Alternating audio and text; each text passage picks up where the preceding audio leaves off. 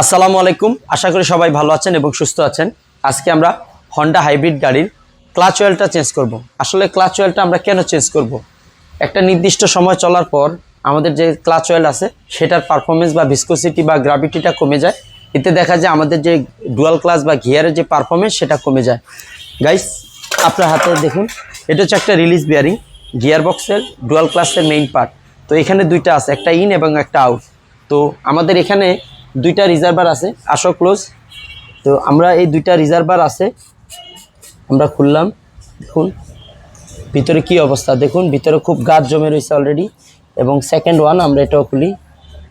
তো এটাকে বলে ক্লাস রিজার্ভার অয়েল বা অ্যাকচুয়েটর মোটর বলে। দেখুন ভিতরে, দেখুন কি অবস্থা, দেখো দেখুন ভিতরে কি জমে রয়েছে, এগুলা দেখুন একদম খুব হাই স্লাজ জমে রয়েছে।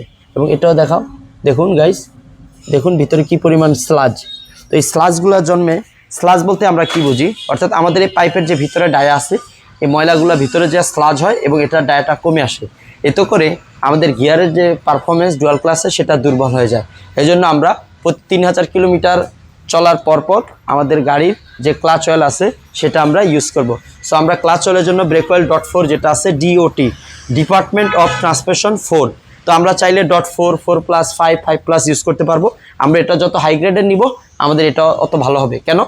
আমাদের হচ্ছে অনেক সময় হাই যখন এটা টেম্পারেচার রাইজ করে তখন যদি ক্লাচ অয়েলটা দুর্বল থাকে তখন পারফরমেন্স আসে না। এই জন্য আমরা চেষ্টা করবো সবসময় এই ধরনের ভালো ব্রেম্বো অথবা আমাদের যে মোবিলের .4 যেটা আছে সেটা আমরা ইউজ করব।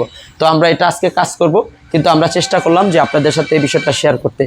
আর এগুলা ভালো অয়েলের যদি আমরা কোয়ালিটির ক্লাচ অয়েল ইউজ না করি তখন দেখা যায় আমাদের যে বিয়ারিং আছে, রিলিজ বিয়ারিং, এগুলো ড্যামেজ হয়ে যায়, লিক করে যায়। এবং একটা পারফরমেন্স যখন হিট হয় তখন এটা আস্তে আস্তে এখান দিয়ে লিকেজ করে, এবং লিকেজ হলে ভিতরে ক্লাচের যে ফেসিং আছে বা অন্যান্য যে জিনিসগুলো আছে সেগুলো ভিজে যায়, অর্থাৎ ড্রাইয়ের জায়গায় সেটা ওয়েট হয়ে যায় বা ভিজে হয়ে যায়। এতে দেখা যায় আমাদের গাড়ির পারফরমেন্স দুর্বল হয়ে যায়। তাই আমরা প্রতি 3000 কিলোমিটার চলার পর আমাদের ক্লাচ অয়েলটা চেঞ্জ করব, এবং অবশ্যই আমরা চেষ্টা করব ক্যালিব্রেশন করে দিতে। এতে দেখা যায় যে আমাদের সফটওয়্যার আপডেটটা দিলে গাড়ির পারফরমেন্সটা একটু বেড়ে যায় বা ভালো হয়।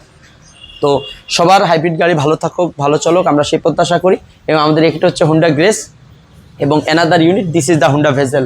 সো দুটোটাই হাইব্রিড গাড়ি।